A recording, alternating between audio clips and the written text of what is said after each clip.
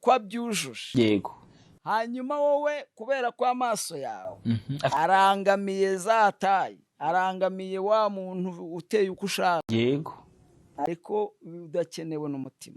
bivuze ko uyu munsi nshobora gufata umugore nkeneye nkamusiga aho ari nkafata uwo ntakeneye nkamujyana mu rugo namara kabiri rero turebe ya mabere aragiye yonkeje kabiri amabere abaye amasogisi anyweye igikoma kiramuyobotse niko ajya avuga igitenge kikabona aho gifata kuko hari abakobwa mbona nkabona yakwambara igitenge ngo nanjye ariko hari n'umugore utakwambara ipantaro ngo bivemo utakwambara ipantaro ngo bivemo bimeze nk'umufuka ariko ni umubyeyi ukwiye kubyubahirwa. yego niba afite indangagaciro z'ububyeyi tuvuze ko uko waba uteye kose ntabwo tumwe tubaseseriza wenda abantu babyibushye ni ukuri niba ubyibushye wubahwe ufite n'umuntu ugukunda kandi akabigukundira umugabo wawe abigukundire kuko kubyibuha ntabwo ari impanuka yego byatewe n'uko warabyaye nyine ahubwo n'igitangaza hari umuntu usaza nataha umva igitangaza ni uko nabonye umugobwa ubyibushye ashaka kunanuka none nkabona unanutse ashaka kubyibuha bivuze ko byose n'ubundi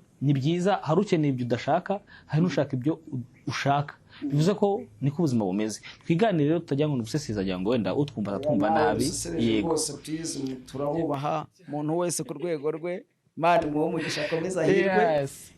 icyo navugaga rero twavuga ku bantu bayoba wajya gukunda umuntu ukamukunda ngo nuko ateye kuriya kuntu uvuze noneho waza kugera mu rugo twabivugagaho ugasanga zataye wakunze ntabwo wakunze umuntu zirashize niho hava. Reka ngo agastori kamwe hari umugabo umwe wa kure yasambanye n'umukozi we wo mu rugo umukozi wo mu rugo kandi uwo mugabo yari umugabo w'umusirimu rwose ubona wiyubashye hanyuma afite umugore mwiza wujuje ibyo wahoze uvuga yego ariko asambana n'umukozi wo mu rugo mbese n'umukozi wo mu rugo hanyuma ngo bamare gusambana icyabaye umugore yaraje arabafata umugore yarabimenye ngo abafata ahita ahamagara mushiki w'umugabo ubwo ni muramukazi we yego araza ati ngwino urebe ibyo musaza wawe akoze.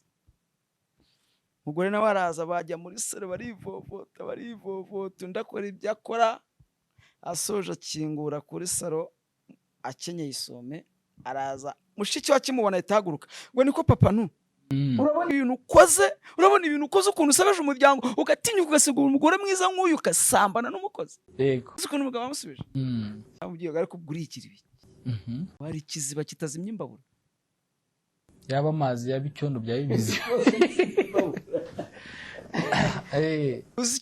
uzi se igitangaje yego izo dufite abakobwa bujuje ibyo bintu abahungu bakunda iyo bageze mu rugo n'ubundi bya bintu bakomeza bo kurwana no kubisigasira bari gutonora igitoki kugira ngo inzara zitandura ntashobora guterura ibase ngo ajyanire umugabo amazi muri dushe cyane ntashobora n'umugabo araza umugore ntabimenye ko yaje arimo yimakiye arimo akora imisatsi agira kuri Snapchat hanyuma uyu mugore uteye gutyo uzabikurikirana uzasanga abyuka saa yine yego niba umugabo abyutse umukozi niwe umutegurira mbese icyo umugabo cyose akeneye ukuntu umugore aba yarashyingiye mu buryo atazi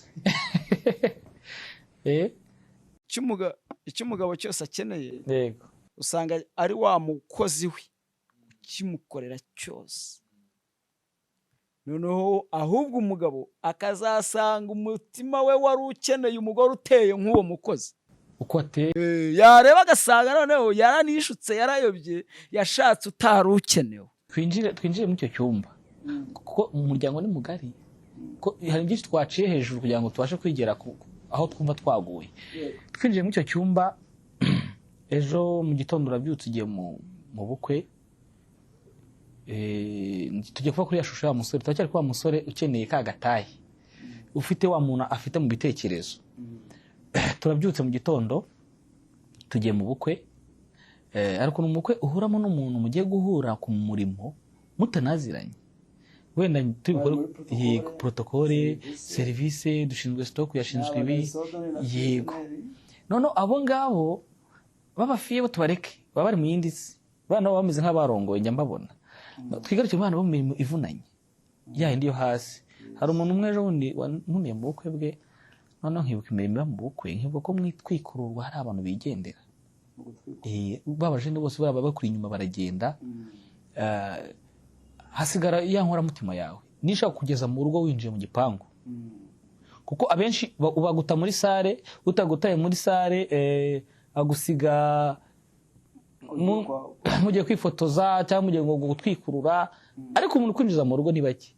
Umunsi umwe rero nageraga gutya, umusore w'inshuti yanjye yarongoye, mbona abahungu benshi baragiye babajene twari kumwe, ndavuga ibyabyo byose ahantu atanda hazi birasaba imbaraga nyinshi kandi z'umuntu yizeye.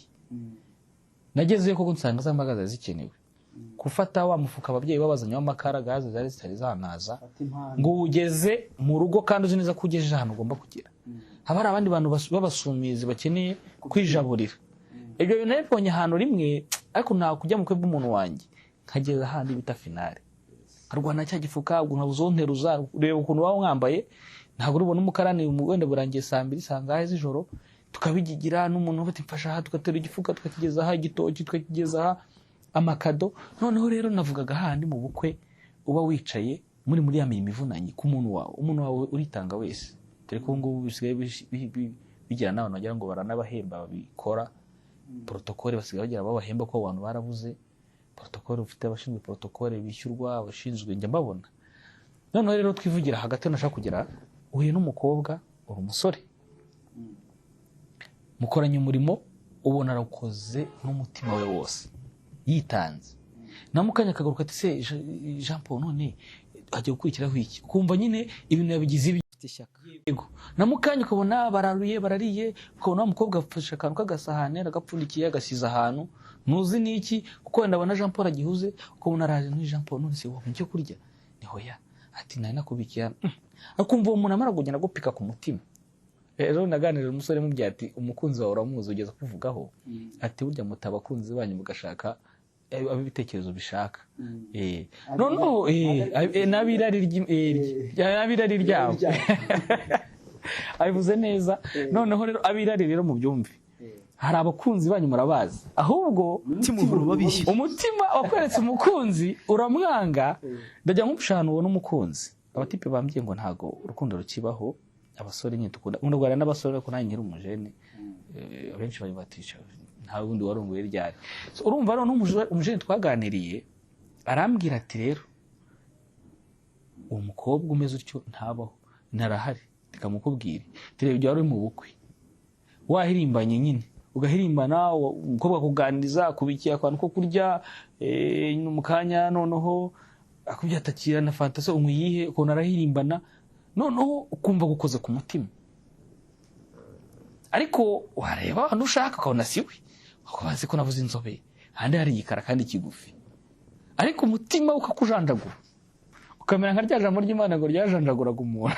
Buriya hari n'umuntu uba arara adasinziriye, umutima we uri gutekereza umuntu, ariko wakarwanya uwo mutima umwereka uwo muntu, kubera ko uwo muntu ari gutekereza atujuje ibyirari rye rishaka, ibyirari rishaka, ariko umutima waramukomfort, umutima uramwereka ko uriya muntu afite umuco, afite umutima, aba yararebye amaso akamwereka n'ubwitange agira, akareba urukundo agira, akareba iki, ariko yareba akabona yatayashaka ntago ayifite. Ikindi cya kabiri, yareba agasanga hari n'igihe yareba agasanga uwo muntu umutima ukunda ni umukozi wo mu rugo.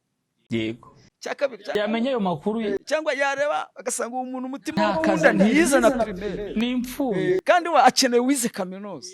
Noneho amarari y'ibyo ashaka akagenda akamuganza, umutima ukajya umwereka ati nyamara nuri, akabirwanya, akarwana nabyo, agashaka ibyirari rye rishaka ku buryo uzabicunge.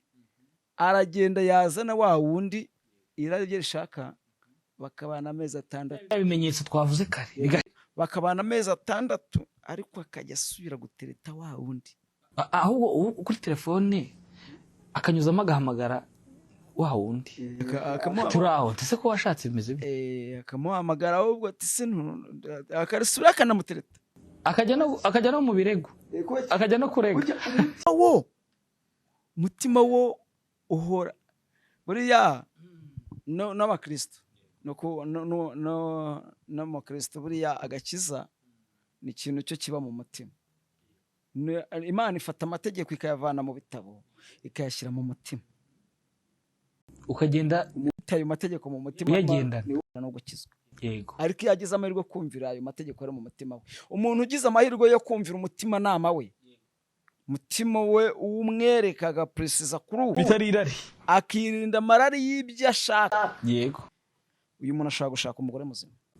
ugiye kuvuga se ko tugomba kwirengagiza uwo nkeneye? Ariko umuntu avuga ati njyewe nzashaka, wumva bitewe n'aho muragana.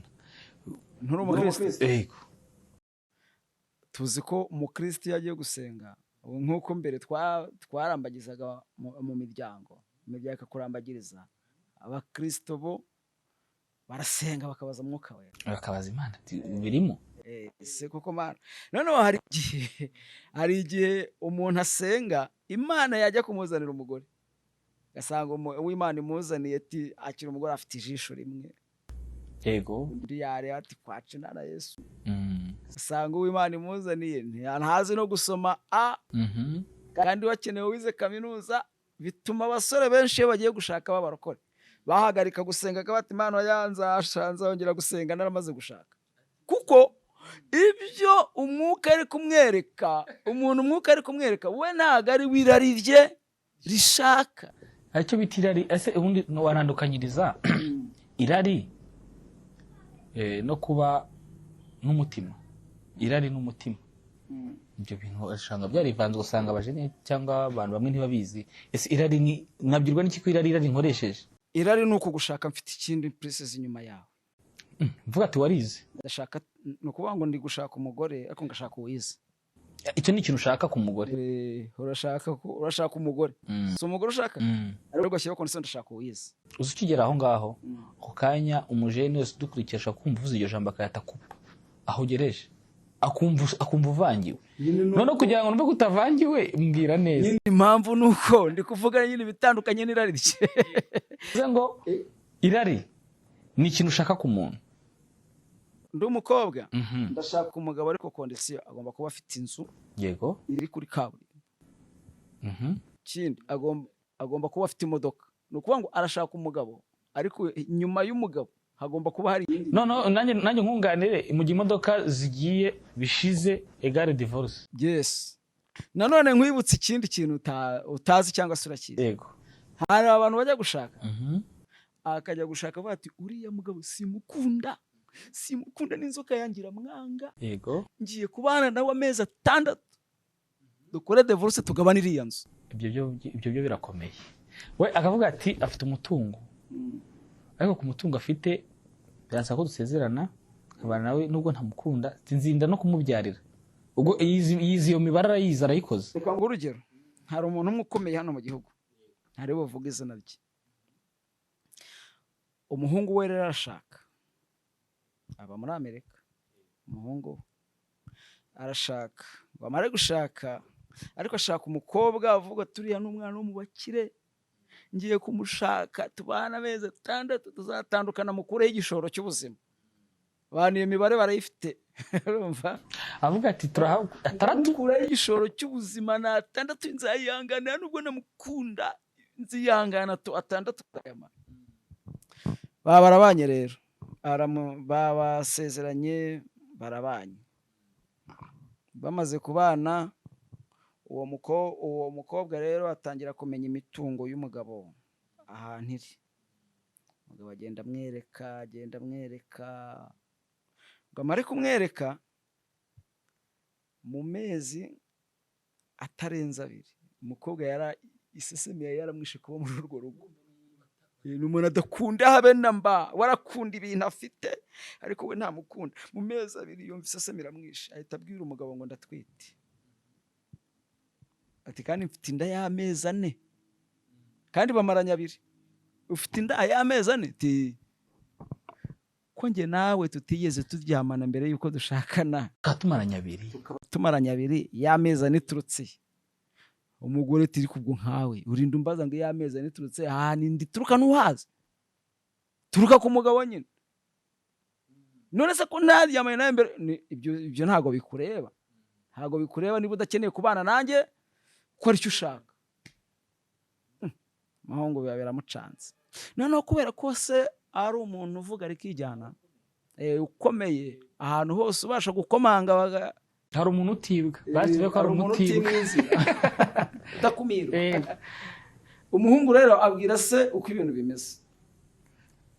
Umukobwa ni n'umuntu w'umunyabwenge cyane, ahita amenya neza ko uwo mugore ashaka imitungo. ni umutibwa mbese umusaza. Umusaza uburyo yabigenje ntubimbaze, ariko Yesu afata imitungo y'umuhungu yose ayimukuraho, ayikura ku muhungu warangije ayiyandikaho. Umusore abajyanye ikirego mu rukiko ko ashaka gutandukana n'umugore. Baraburanye umugore ati njyewe ntago nshaka kubana n'uyu mugabo rwose, muduhe divorce. Babaza umugabo ati rwose divorce urukiko ni mu bisuzuma mukabona yikwiye muyimuhe. Urukiko rwemeje divorce. Umugore ati ndajuririra imitungo. Babaza umugore ati imitungo se umugabo wafite urayizi? Ati ndayizi, dufite inzahana. Umugabo ararira bati njyewe nta nzu ngira, niyo mbamo rwose, niyo papa yantishe. Ngo barebe ibyangombwa by'amazu byose basanga byanditse kuri se w'umuhungu. Umukobwa ahita agwa muri koma. Umva ubwo n'ubujura buri unabyita ubujura. Niyo tekiniki iriho. Umusore arareba akavuga ati nta kundi nzabona ubuzima, amenye ko umukobwa afite inoti, akavuga ati ngomba gukora ibishoboka byose nkabana n'uriya mukobwa. Akakwigira imibare ivuga ati rwose ubu abantu bari kugenda bigana. Niyo mpamvu urukundo rutahari nk'uko babivuga.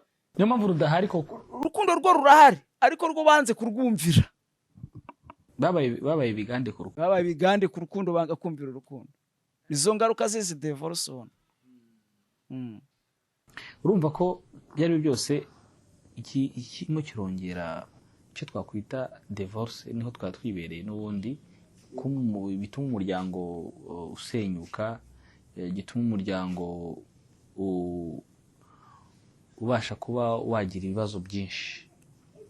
Harimo no kuba ubwo bujura burimo, harimo kuba hari umuntu wubatse mu bitekerezo ukeneye, harimo no kuvuga ati ngewe ubuzima bwanjye buzahinduka igihe bizagenda gutya na gutya, nige nzabona umugore, nige nzabona umupfakazi wapfushije. Abarahari bameze batyo. Ati no yaba ari igikecuru kuko kiyafite kuba kiyafite. Imitungo ibintu byanyweye urukundo. Ubundi imitungo yasimbuye urukundo. Imitungo yo yasimbuye urukundo. Kandi ushobora gushaka umuntu afite amafaranga ariko ntago bishobora kuzana urukundo mu rugo.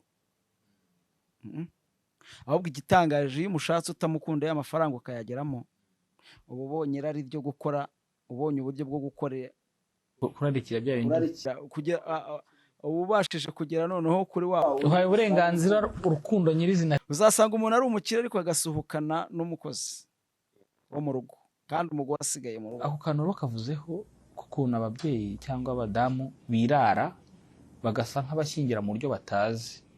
Ubuzima bw'umugabo bukajya mu biganza by'umukozi, bikaza kurangira niho twatwibereye ubundi, bikaza kurangira umugabo ibitekerezo bimweretse ko yayobye.